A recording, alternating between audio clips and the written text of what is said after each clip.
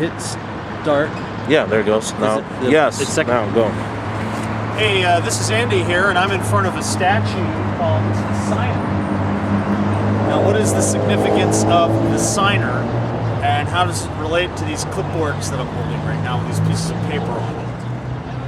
As I've traveled around the country for the last 9.5 years, gathering signatures on petitions in 26 states plus the District of Columbia, I've asked a lot of people to sign petitions. And some of those people do sign. In fact, I've had thousands and thousands of people sign petitions, tens of thousands, maybe 100,000, probably over 100,000, maybe hundreds of thousands of people sign petitions. But there's those people out there who don't sign petitions. And some of them don't sign because they're afraid.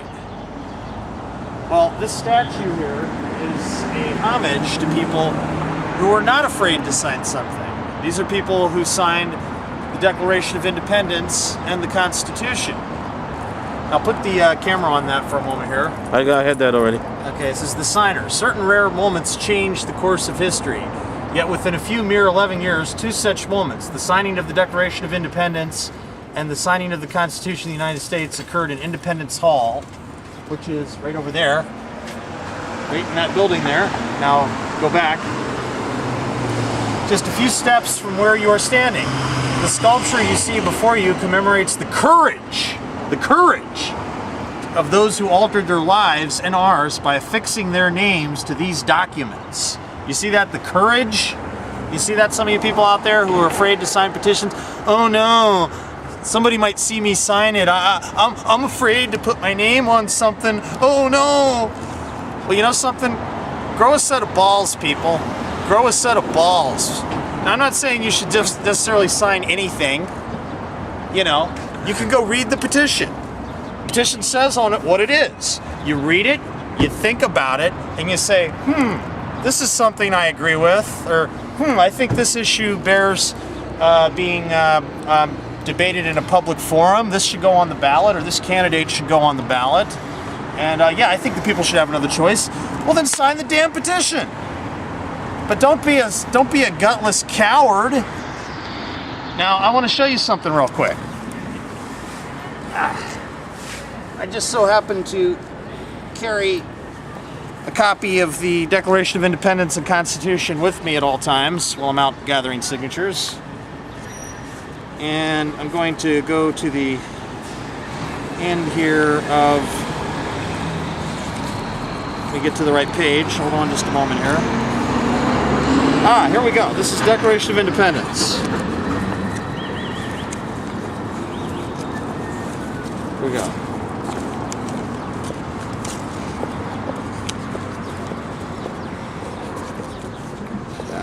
Here we go. Declaration of Independence. You see that?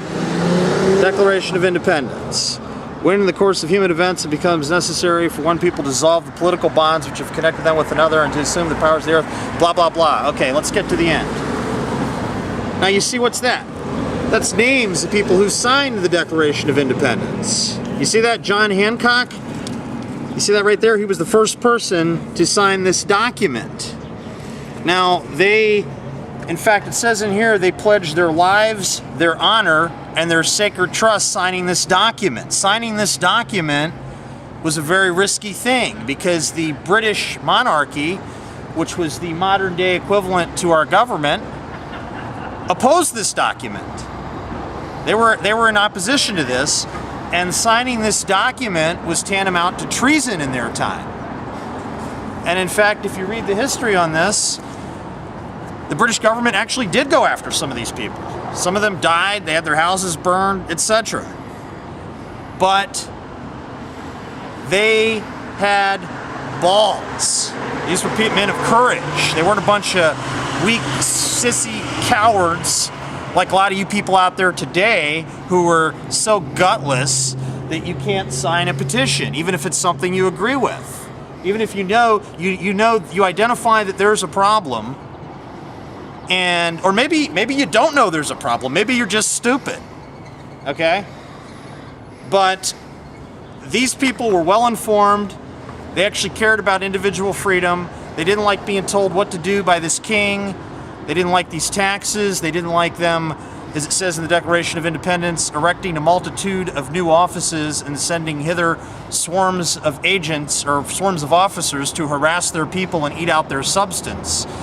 Now, as I spoke about earlier, which is hopefully still in our recording here, that was one of the reasons they revolted, because of these swarms of officers harassing their people and eating out their substance. Now, doesn't that sound a lot like the IRS, Internal Revenue Service, the Bureau of Alcohol, Tobacco, and Firearms, the DEA, Drug Enforcement Agency, and numerous other government agencies?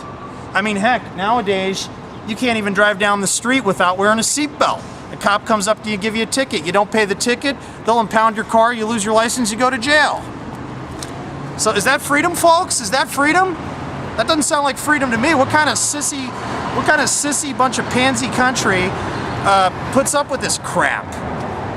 So I want you to look at this statue for a moment. Look at the statue there. These are people that had some balls. They actually signed a document saying, hey, we're sick of this, we're mad as hell, we care about our individual rights, and we're not going to take it anymore. We're not going to listen to what the British monarchy says. And so I urge all you people, if you see somebody out there with a petition and gathering signatures on it, go see what it is. Now, you don't necessarily have to sign it, but at least see what it is. See what it is, read it, and if you agree with it, or if you're even neutral on it, but you think that the issue is important enough that it bears debate in a public forum, such as prior to an election, then sign the damn thing. Don't be a coward. Sign your name to it. So right here, I've got a petition to abolish. This is in support of Congressman Ron Paul's bill to abolish the Federal Reserve System. Now, for those of you, and that is actually relevant to this building down here, which was the Second National Bank, which was shut down by Andrew Jackson. But anyway, my point here is that stop being a weak-willed coward and start following the guy there in that statue, and have some balls. Go see what the petition is and sign it. Sign it if you agree with it. Sign it. If you're neutral on it, sign it. And you know, take the time to read the petition. It says what it is on it. Just, if you know, can you read? Okay, if you got basic reading skills, you can read what the petition says, and if you think it merits being debated in a public forum, then sign the petition. Don't be a coward. Be like the guy in that statue right there, the signer. Thank you very much.